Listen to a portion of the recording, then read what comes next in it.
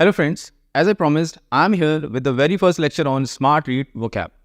आज इस लेक्चर में मैं डिस्कस करने वाला हूँ स्मार्ट रीड ड्रिल नंबर 1 में जो पैसेज हमने आपको दिया है उसके इंपॉर्टेंट वर्ड्स को. एक एक वर्ड को हम डिस्कस करेंगे, but before we move further let me tell you, अगर आप इस वीडियो को पहली बार देख रहे हैं, if you are watching this video for the very first time, अभी पॉज कर दें एंड डिस्क्रिप्शन में जाएँ, उसमें एक प्लेलिस्ट की लिंक दी हुई है. उस प्लेलिस्ट पे जो भी वीडियोस पहले से अवेलेबल हैं पहले उन्हें देखिए. अगर आपने मेरे कोई भी लेक्चर रैंडमली देखे तो आपको कुछ भी बेनिफिट नहीं होने वाला. एक पूरा प्रोसेस है, एक पूरी जर्नी है, एक उसका पाथ है, उसको पूरा ट्रेड करना है आपको. चलिए शुरू करते हैं इस लेक्चर को. Here I am with the very first word. The very first word is aggravate. Aggravate का एक जनरल मीनिंग होता है टू मेक थिंग्स वर्स. यानी अगर कोई सिचुएशन ऐसी है जो पहले से ही प्रॉब्लमैटिक है, अगर आप उसको और प्रॉब्लमैटिक कर देते हैं या कोई और कर देता है तो उसको बोलते हैं ही और शी एग्रेवेटेड द सिचुएशन और the problem.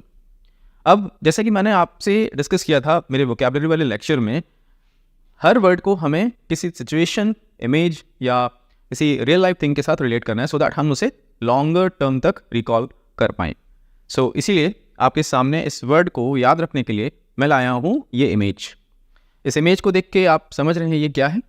It's a grave. अब आप गौर से देखिए, इस वर्ड में भी ग्रेव छुपा हुआ है. इसको याद रखने के लिए मैं क्या याद रखता हूँ? ग्रेव. अब ग्रेव को नाउन के तौर पे तो हम कब्र बोलते हैं, पर एडजेक्टिव के तौर पे अगर आप इसे समझें तो इसका मतलब होता है सीरियस. अब डेथ से ज़्यादा सीरियस तो कुछ भी नहीं होता किसी के लिए. याद रखने के लिए, एग्रेवेट को याद रखने के लिए आप क्या कर सकते हैं? किसी सिचुएशन को डेथ की तरफ ले जाना, यानी सीरियसनेस की तरफ लेके जाना, और ज़्यादा उसको सीरियस बनाना. फॉर एग्जाम्पल, अब मैं अगर किसी रियल लाइफ सिचुएशन से रिलेट करूँ इसे, मान लीजिए कि मेरे नी में इंजरी है एंड अगर मैं इस इंजरी के साथ if I start playing badminton और क्रिकेट और एनी अदर स्पोर्ट, तो क्या होगा? I aggravate my knee injury. At the same time एक और एग्जाम्पल है हमारे सामने.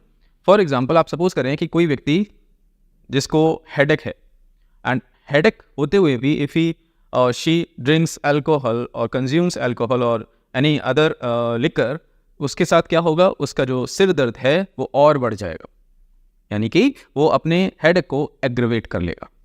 I hope the word is clear now. अब हम बात करेंगे इस वर्ड से रिलेटेड जो सिनोनिम्स और एंटोनिम्स हमारे पास हैं. ये जो हैं ये सिनोनिम्स हैं एंड उधर ऑपोजिट इमेज है, एक बंदा सैड है, एक बंदा हैप्पी है, तो यानी वो एंटोनिम्स हैं. First synonym is exacerbate. Exacerbate का वही मतलब है जो एग्रेवेट का है. Then we have worsen, then we have intensify, compound, यानी किसी प्रॉब्लम को मल्टीपल कर देना, बढ़ा देना. अगर मैं एंटोनिम्स की बात करूं तो हमारे पास है अमेलियोरेट, अलीविएट, इम्प्रूव और मिटिगेट.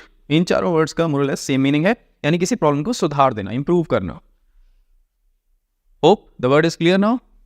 चलिए let's move to the next word. Next word is sporadic. Sporadic का एक जनरल मीनिंग अगेन हमारे पास है कोई भी चीज़ जो इनफ्रीक्वेंटली होती है, यानी इरेगुलर, इनफ्रीक्वेंट और अकरिंग ओकेजनली, जो कभी कभार होता है. तो ऐसा कुछ जो कभी कभार होता है उसके लिए आप यूज़ कर सकते हैं, वो स्पोरेडिक है. फॉर एग्जाम्पल, एक बच्चा है रमेश, वो एक क्लास, उसने कोर्स ज्वाइन किया जिसमें वो क्लास में वीक में कभी 2 दिन आता है, फिर अचानक से 5 दिन के लिए गायब हो जाता है, फिर वो 3 दिन आ जाता है, फिर वो अचानक से 2 दिन के लिए गायब हो जाता है. तो उसकी जो अटेंडेंस है वो कैसी है? स्पोरेडिक. अब इसको याद रखने के लिए अगेन एक इमेज है हमारे पास. काफ़ी फेमस सॉन्ग है ये. आई डोंट नो आपने सुना है कि नहीं, बिकॉज आप लोग अभी काफ़ी यंग हैं और ये हमारे ज़माने में, यानी मैं अगर अपनी बात करूँ तो मेरे फादर के ज़माने में बहुत पॉपुलर सॉन्ग था. कभी कभी मेरे दिल में ख्याल आता है. अब इस कभी कभी में आप यहाँ पे लिख सकते हैं स्पोरेडिकली मेरे दिल में ख्याल आता है. हालांकि ये जो कभी कभी है ये थोड़ा सा पॉजिटिव टोन में है, और स्पोरेडिक का जो टोन होता है वो थोड़ा सा नेगेटिव होता है, नेगेटिव की तरफ, यानी कि ऑलमोस्ट न के बराबर. और ये जो कभी कभी है एट टाइम्स, बट स्टिल मैं इस इमेज को यूज़ कर रहा हूँ सो दैट जब भी ये वर्ड मेरे सामने आए, ये इमेज मेरे सामने आए, तो मैं दोनों को इंटर रिलेट कर पाऊँ. याद रखने में हेल्पफुल है. स्पोरेडिकली मेरे दिल में ख्याल आता है. चलिए अब हम देखते हैं स्पोरेडिक के synonyms and antonyms. Synonyms: occasional, कभी कभार होने वाला इंटरमिटेंट फास्टिंग आपने सुना होगा, जो कॉमन है आजकल काफ़ी, एकदम से फास्ट रखना, फिर कार्ब्स कंज्यूम करना, फिर फास्ट रखना, इसको बोलते हैं इंटरमिटेंट फास्टिंग यानी sporadic fasting. Then infrequent, irregular, ये दोनों वर्ड्स बहुत कॉमन है, इससे याद रखने में आसानी होगी स्पोरेडिक को आपको। Then we have the antonyms, continuous, कोई चीज़ जो कभी कभार हो रही है और कोई चीज़ जो कंटिन्यूस हो रही है, रेगुलर, कंसिस्टेंट, परसिस्टेंट, जो लगातार बना हुआ है। सो ये वर्ड आपको आई होप क्लियर हो गया होगा। अब याद रखिएगा, हमेशा हमें किसी सिचुएशन, किसी रियल लाइफ सेंटेंस या रियल लाइफ सिचुएशन से उसको रिलेट करना है, सो दैट आप लंबे समय तक किसी भी वर्ड को याद रख पाएँ। Now the next word is obstruction. Obstruction सीधा सीधा हिंदी में बात करें तो रुकावट, something that blocks, an obstacle. So obstruction and obstacle more or less sound भी सेम करते हैं एंड दिखते भी सेम है और इनका मीनिंग भी सेम है। चलिए, ऑब्स्ट्रक्शन को याद रखने के लिए हमारे पास एक इमेज है, ये एक ड्रेनेज सिस्टम है, वॉश बेसिन से ये पाइप जाता है, बट यहाँ पे आप देख रहे हैं कि ये ब्लॉकेज है। ये क्या है? यहाँ पे ऑब्स्ट्रक्शन है।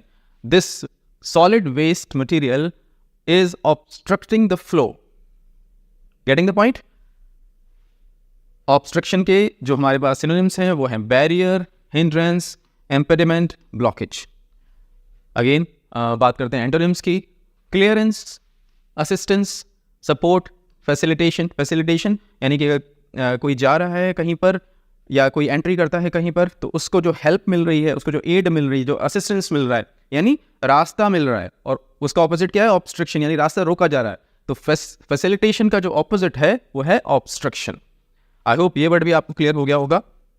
चलिए मूव करते हैं नेक्स्ट वर्ड पे, नॉन इन्वेसिव। नॉन इन्वेसिव लिखा हुआ है साफ साफ बोर्ड पे, that do not require any penetration और इंसर्शन। यानी जनरली ये जो नॉन इन्वेसिव वर्ड है या जो फ्रेज है, ये आता है मेडिकल जो हमारे जो प्रोसीजर्स होते हैं उनके कॉन्टेक्स्ट में। सो नॉन इन्वेसिव प्रोसीजर्स कौन से होते हैं, आइए देखते हैं, जिसमें हमें पेनिट्रेशन या इंसर्शन की नीड नहीं होती। जैसे कि ये यहाँ पे इस व्यक्ति को शायद कोई बैक में कोई प्रॉब्लम है और ये जो फिजियोथेरेपिस्ट हैं उसको हेल्प कर रही हैं, उसको थेरेपी दे रही हैं। सो इसमें कहीं पे भी पेनिट्रेशन या इंसर्शन नहीं हो रहा है। सो ये जो मेथड है, ये जो प्रोसीजर है, ये कैसा है? नॉन इन्वेसिव है।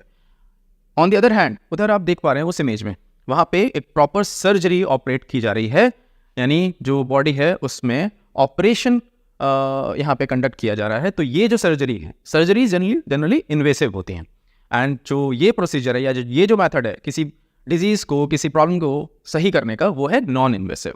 चलिए बात करते हैं अगेन सिनोनिम्स एंड एंटोनिम्स की। एक्सटर्नल यानी बाहरी, सरफेस लेवल, ये बहुत अच्छा फ्रेज है इसको याद रखने का, नॉन इन्वेसिव, सरफेस लेवल यानी ऊपरी ऊपरी। Then we have another synonym, non surgical, non penetrative. Antonyms की बात करें, invasive just opposite, penetrative, surgical, इससे भी याद रहेगा अगर आप इन्वेसिव की बात कर रहे हैं तो, एंड इंटरनल यानी अंदरी, अंदरूनी। सो गॉट इट?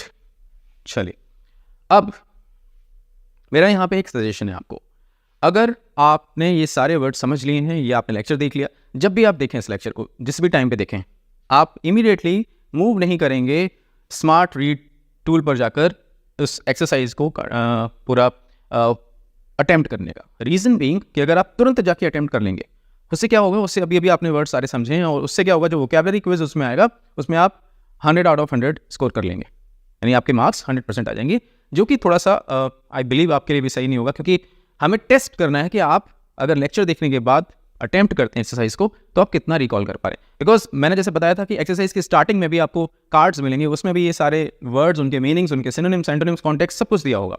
तो I request you, I insist कि आप वीडियो देखने के बाद अपने वॉच में, अपने मोबाइल फ़ोन में अलार्म सेट करें, 3 से 4 घंटे बाद जाएं स्मार्ट रीड लिंक पर, जो कि नीचे डिस्क्रिप्शन में दी गई है, जाएं और स्मार्ट रीड ड्रिल नंबर 1 को अटेम्प्ट करें और देखें कि आप कितना स्कोर कर रहे हैं।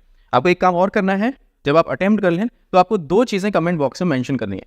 पहला आपको मेंशन करना है आपकी रीडिंग स्पीड, जो कि आपकी परफॉर्मेंस रिपोर्ट में आएगी, और दूसरी चीज़ आपको मेंशन करनी है आपका आरसी लेवल, जो अगेन आपके परफॉर्मेंस रिपोर्ट में वहाँ पे शो होगा।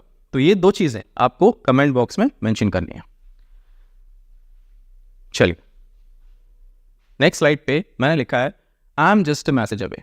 Now the thing is guys friends, आप लोग क्लैट की प्रिपरेशन शायद अभी बस इनिशिएट कर रहे हैं, स्टार्ट कर रहे हैं, एंड कई लोग शायद 1-2 महीने से कहीं ना कहीं किसी न किसी कोचिंग इंस्टीट्यूट्स के साथ या ऑनलाइन सेंटर के साथ जुड़ चुके हैं। बट स्टिल आपको अगर कहीं पे भी प्रॉब्लम आ रही हो, किसी भी जंक्शन पर प्रॉब्लम आ रही हो क्लैट को लेके या अदर लॉ एग्जाम्स को लेके, please reach out to us. This is my number. आप मुझे एक व्हाट्सएप मैसेज ड्रॉप करें, अपनी प्रॉब्लम वहाँ पे डिटेल में शेयर करें। I'll guide you, I'll help you as much as I can, or the whole team of Lloyds is there for you. So we are just a message away. This is my point. So guys, thank you. जल्दी मिलता हूँ next lecture में नए words के साथ। All the best.